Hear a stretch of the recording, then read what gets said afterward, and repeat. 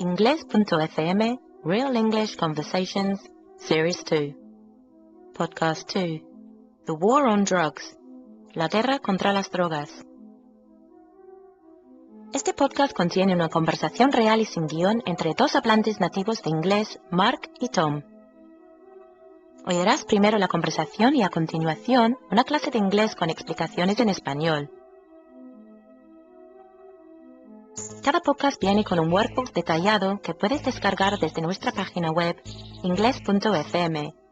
Incluye una transcripción completa de la conversación, listas de vocabulario, notas culturales y la clase. Recuerda que los miembros de nuestra lista de distribución reciben gratis transcripciones extra de nuestros podcasts, además de muchas otras cosas gratis. Así que no olvides apuntarte al consultar la página. ¡Buena suerte! Hi, and welcome back. We're in Park Turo again, and my name's Mark. And my name's Tom. Today we're going to talk all about the war on drugs. Now, the illegal drug trade is a global black market worth, in 2003, $321 billion a year, which is 1% of the total global commerce. Can you explain to us, Mark, where the term war on drugs first came from? Well, it originated in the US when President Nixon used the phrase in a 1971 speech. And what did he say? The war on drugs is a campaign of prohibition and foreign military aid being undertaken by the US government with the assistance of participating countries intended to both define and reduce the illegal drug trade. Okay, so first of all, we're going to look a little bit at the history and evolution of the war on drugs, and we have to begin this with a little note that in the early 19th century the British government was the first major international drugs trader, and our government sold lots of opium to China. And in 1914 the first US law came out restricting drugs. So it wasn't until the 20th century that the first prohibition laws came out, and the illegal drugs trade has arisen as a result of that prohibition. And what happened after then, Mark? What steps did the US take? In 1930, the Federal Bureau of Narcotics, the FBN, was created, which in 1973 changed and grew into what we know now as the Drug Enforcement Administration, or the DEA, as the Counter Narcotics Task Force. Okay. And in 1994, the war on drugs was resulting in the incarceration of 1 million Americans a year, which is an incredible amount. And by 2008, 1.5 million Americans, and this is North Americans, excuse me, everyone in South America, were arrested for drug offences, and 500,000 were imprisoned. That's crazy. So now we want to talk a little bit about Colombia. Colombia has had its fair share of bad luck and misfortune as a result of being the largest coca growing country in the world, and it now produces approximately 60% of the world's cocaine.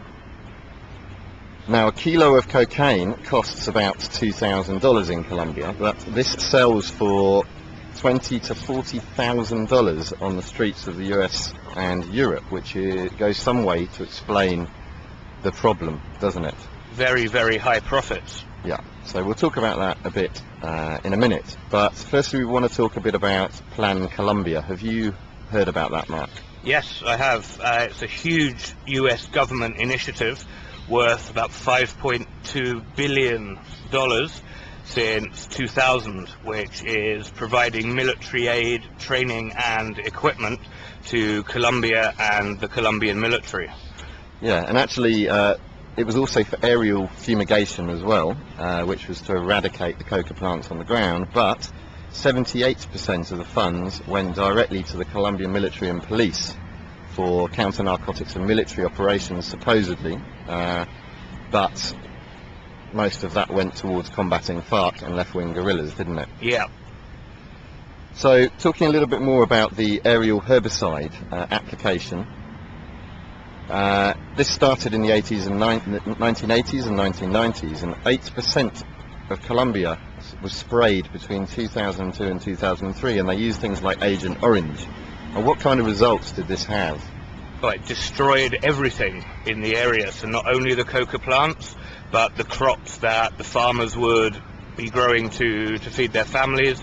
It would destroy the ecosystem, so trees, the natural plants, and also it served to drive the population from the affected areas into other regions. Yeah, it caused huge amounts of population displacement and also health defects in children, birth defects and cancer. And the actual result of it was that the number of provinces where coca was being grown rose from 12 to 22. So quite counterproductive. Yeah, and it displaced, in 2001 and 2002 alone, aerial fumigation displaced 75,000 people nationwide. So it had a very negative effect, and it's what's called the balloon effect. If they concentrated the fumigation in one area, it just drove the producers and the farmers into other areas because it's their livelihood, it's how they make a living. Now, the result of the military counterinsurgency training has been very controversial, because a lot of these people were trained at the SOA, the School of the Americas, which is a US Defense Department school. And a huge amount of those trainees have since been implicated in human rights abuses in Colombia. And there have been many connections drawn between the official Colombian military and the paramilitary groups. And it went so far, well, one US Army Special Forces officer basically came out and stated on record a few years ago that the war on drugs is entirely a propaganda ploy, and that it was really to just disguise the US channeling funds into combating FARC and left-wing insurgents. It wouldn't surprise me. It's clearly not working, and it's been going on for such a long time. There must be another reason. Yeah. Anyway, Mexico. We have a lot of listeners from Mexico. Hello there, Mexico. Hello. We want to talk a little bit about the drug cartels, because every day recently on the British news and BBC News there has been front page news about the terrible violence happening in Mexico. And we'll go through a few facts. The drug cartels in Mexico currently control 70% of the foreign narcotics, the foreign drugs that flow into the United States. That's huge. Yeah, and these drug cartels in Mexico basically arose after the demise or the collapse of the Colombian Cali and Medellin cartels in the 1990s. So they grew and filled the space that the Colombian cartels were filling before. Yeah, it's filled the vacuum. And 90% of cocaine entering the United States goes through Mexico. Now, can you tell us a couple of the cartels, or one of the famous cartels that you've heard of? Well, the Zetas are one of the most famous. They've been all across the news in the last year. I've read several articles about them. And what are their tactics? Well, they're very brutal.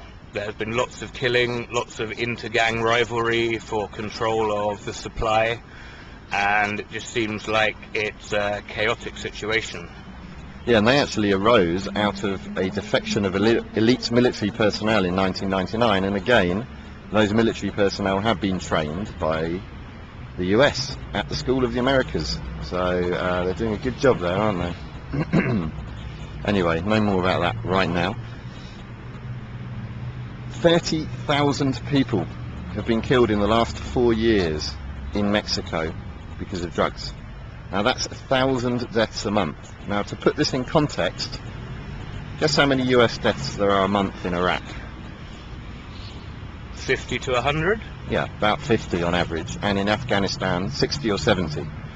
So it's 500% more than the total US military deaths in Iraq and Afghanistan combined per month. And this is since the President Felipe Calderon announced his own internal crackdown, his own war on drugs.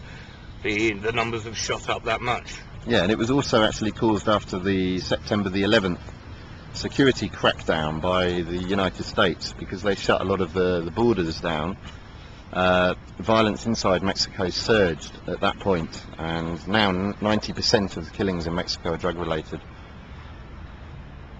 So what are the general results of arrests in Mexico? Arrests of some of the cartel leaders, what does it cause? It causes just more crazy violence. because it creates a power vacuum within each of the cartels when the leader is eliminated one way or another. So all of the lieutenants will then fight among themselves for control of the cartel, which causes the cartel to splinter and to divide and to create new sub-cartels. And to spread territorially as well at the same time. So basically it hasn't solved anything. No. So what's the future with this situation? We've talked about all the death and destruction in Colombia and Mexico, which is incredibly sad, and the fact that billions of dollars of investment by the USA has failed to dent the flow of cocaine onto the streets of Europe and America.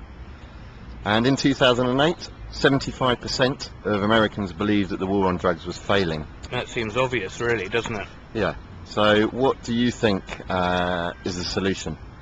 I would say legalization. It must be the solution, because the number of people getting killed every year compared to the amount of money involved in this illegal trade means that there's no control, and the insatiable demand from Europe and the States for cocaine is driving the whole process. But once you make something legal and you get it under control, it immediately takes away the underlying factors that are producing the problem. Yeah, I agree. And just to talk about the general market value in the US cocaine market alone exceeded $70 billion at street value in 2005, which is bigger than corporations like Starbucks.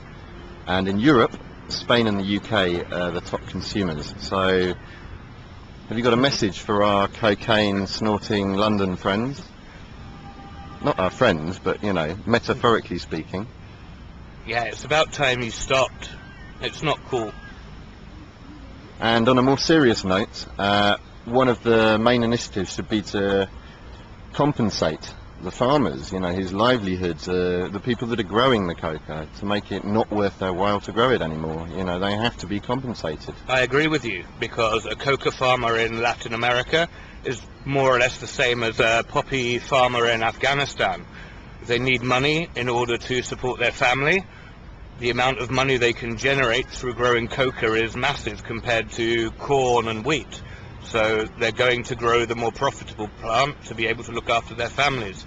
So if there could be an initiative to get them to grow things that are providing them with the same level of income but are not fueling the drugs trade, everyone will be happy. I agree. And finally, I just want to finish with a recent trend that's been happening. We're not doing this, even though we don't have any money at the moment, please note. But there is a recent trend for British people living in Spain to deal directly with Central American cocaine suppliers before selling the coke on to Colombians living in London, or directly to an army of middlemen. Have you met any British people selling cocaine to Colombians in London? Not that I know of, but I'm sure they'd keep it quiet if they were. Yeah. Anyway, thank you very much for listening. Bye-bye. Bye-bye.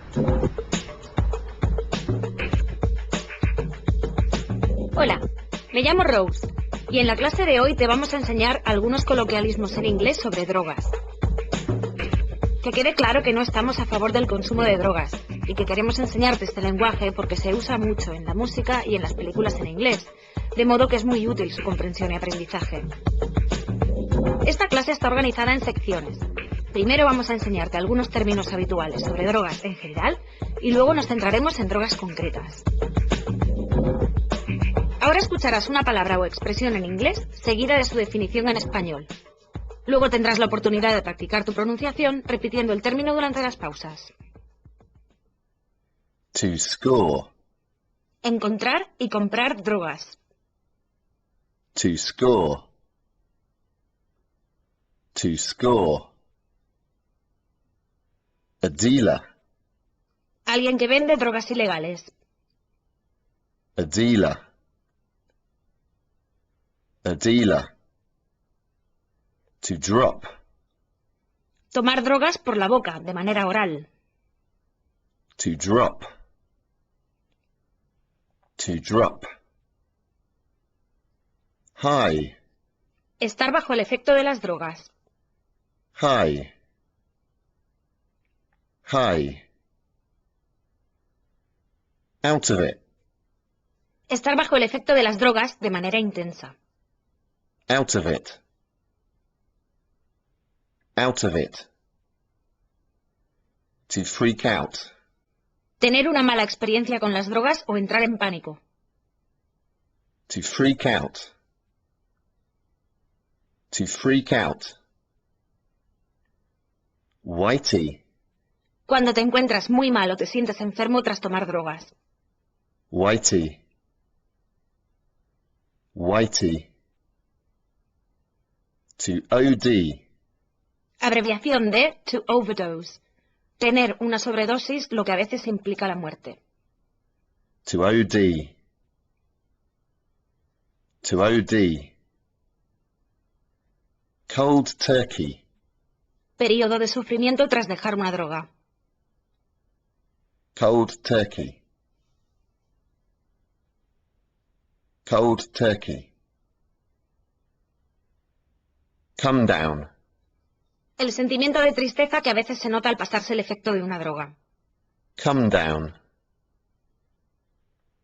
Come down. Ahora escucha una conversación breve entre Tom y Mark donde usan el vocabulario que acabas de aprender. Do you remember that party in London in 1994 where everyone was totally out of it? Yes, John the organiser had visited his dealer to score before the party. Everyone arrived and dropped something immediately. Except you and I, of course. We were good students. Yeah, we were the only people not high at that party. Do you remember that girl who freaked out and then had a whitey in the toilets? I thought she was going to OD. Oh yes, I met her a couple of weeks later on the bus. She said she'd had a massive come down after the party and had gone cold turkey and given up drugs forever. Ahora vamos a centrarnos en términos relacionados con la marihuana. A joint. Un cigarrillo de marihuana. A joint. A joint. A spliff. Un cigarrillo de marihuana también. A spliff. A spliff. To skin up. Hacer un cigarrillo de marihuana. To skin up. To skin up. Stoned. Bajo el efecto de la marihuana. Stoned. Stoned. The munchies. El hambre que se tiene después de fumar marihuana. The munchies. The munchies. Skunk. Una palabra en inglés que se usa a menudo para describir una marihuana muy fuerte que se cultiva en casa. Skunk. Skunk. Weed. Otra palabra en inglés que se usa a menudo para decir marihuana. Weed. Weed.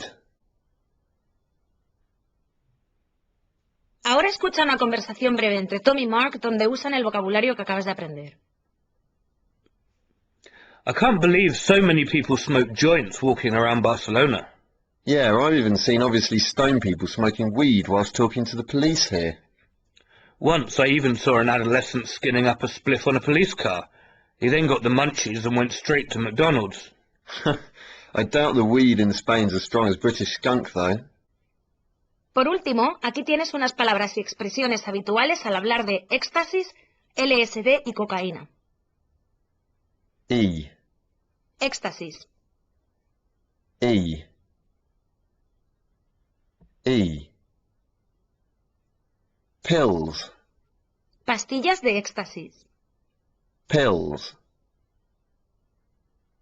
Pills. To be coming up. Empezar a notar el efecto de una droga. To be coming up. To be coming up. Acid. LSD. Acid. Acid. A trip. El viaje mental que normalmente se hace con el LSD. A trip. A trip. Coke. Cocaína. Coke, Coke.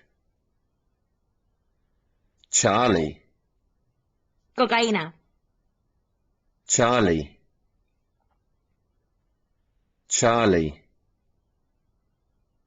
To do a line, Esnifar una raya de cocaína. to do a line, to do a line. Ahora vas a escuchar una conversación breve entre Tom y Mark donde usan el vocabulario que acabas de aprender. Did you know that 500,000 people regularly take E in the UK? Really? I didn't realise pills were so popular still. And acid's also becoming very common in the clubs. I think an acid trip in a club would be horrible. Yeah, still not as popular as Coke though. Yeah, Charlie's become the drug of choice in London now. It's terrible. You even see people doing lines in public toilets nowadays. It's unbelievable. Gracias por compartir con nosotros nuestra clase de lenguaje sobre drogas. Esperamos que te ayude a entender las expresiones coloquiales que a menudo oirás en canciones y en películas en inglés. Si tienes alguna pregunta, no dudes en mandárnosla en la casilla de comentarios que hay para este podcast en nuestra web. Adiós.